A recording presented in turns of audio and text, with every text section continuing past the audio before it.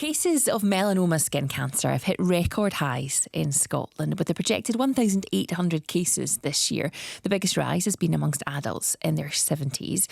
Beth Vincent is Cancer Research UK's Health Information Manager. Morning, Beth. Good morning. Thank you for having me. Thanks very much for coming on. We've known, haven't we, about the risks of skin cancer for quite some time. Why isn't the message getting through? I think, there's always an opportunity to remind people. I think what often happens is that people get caught out. A lot of us do think about sun safety on those really hot sunny days that crop up from time to time. But actually what a lot of people don't know is that the sun in the UK can be strong enough to cause sunburn and skin damage from mid-March right the way through to mid-October. And you can still get burn even on a cloudy day or when it's a little bit cooler. I think lots of us will experience that kind of feeling of getting caught out when we thought it was all right and then we got home and we've realised we're sunburned. So I think it's just really important to remind people to be thinking about sun safety in the spring, summer and autumn, not just those hot days. And should we be wearing it every day, SPF? So you don't need to wear SPF necessarily in the winter months. It's that mid-March to mid-October time where we really need to be thinking about it. But sunscreen is just one part of the puzzle. When the sun is strong, we need to be spending time in the shade, especially in the middle of the day, covering up with clothes, a hat and sunglasses, and using sunscreen with an SPF of at least 30 and 4 or 5 stars. What does the 4 or 5 stars mean? Because I'm sure people will be aware of the 30 part. What do the stars mean? So there are 2 types of ultraviolet or UV radiation that can cause the DNA damage that can lead to skin cancer. One's called UVB, and SPF is a measure of how much protection we get against UVB. The other one's called UVA, and the star rating tells us how much protection we get against UVA. So that's why we need to look for both, because we want to make sure we're protecting ourselves against both types of UV ray. Should there be some kind of rule in place that they need to have that level of stars? Is there any kind of guidelines for people that make these products? So in the UK, you have to make products that are at least 3 stars. And that applies in the EU as well. So if you're on holiday in Europe. So if you are looking at the bottle and you see the letters UVA in a circle, that means it is at least a 3-star product. So it meets the minimum.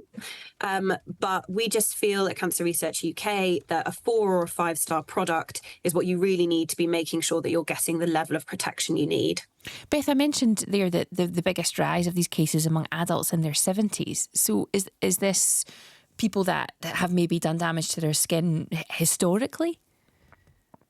That is likely the case, yes. So age is a big risk factor for cancer. The longer we live, the more time there is for that damage to build up. And the more damage we have, the higher our risk of skin cancer. So we do think that possibly a few decades ago, when the link between the sun and skin cancer was less well understood, people may have kind of gone out in the sun and there may have been more sunbathing. We know that there were trends to have tanned skin for a long time. There was a big cheap package holiday boom. So we think that maybe people were exposing themselves to more UV when they didn't really know what the risks were. And over time, that has led to this big increase in cases of melanoma. Beth, should we be looking potentially then at what's happening right now and maybe seeing it as a positive step? There's a big industry now in SPFs in terms of skincare, certainly, and younger people do seem to be much more aware of the dangers. Would that be fair to say? I think that's absolutely fair to say. In fact, in Scotland, in adults aged 25 to 49, we're seeing a decrease in melanoma rates. And we do think that that is because generally now people are much more aware of the risks of the sun and taking those steps to protect ourselves and enjoy the sun safely. And the earlier you start doing that, the better your chances are as time goes on. Before I let you go then, if somebody does, what should they be looking out for in their skin and what should their next steps be? If you spot any unusual changes to your skin, it's really important to speak to your doctor. A lot of people think about moles, a new or a changing mole, and that is a sign or a potential sign of skin cancer. But it's not just that. It could be a sore that doesn't heal. It could be an area of skin that's changed in colour or a small lump or a bump. Basically, any change to your skin that you know is unusual for you, talk to your doctor. It probably won't be cancer, but if it is, spotting it early can make all the difference.